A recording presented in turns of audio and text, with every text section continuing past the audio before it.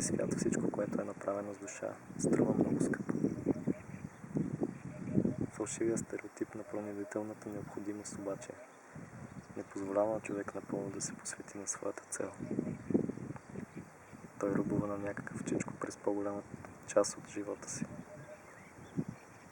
Уж това е необходимо за поддържане на съществуването. А душата получава трохите, останали от основното работно време. В такъв случай за кого живее човек? За този чичко ли?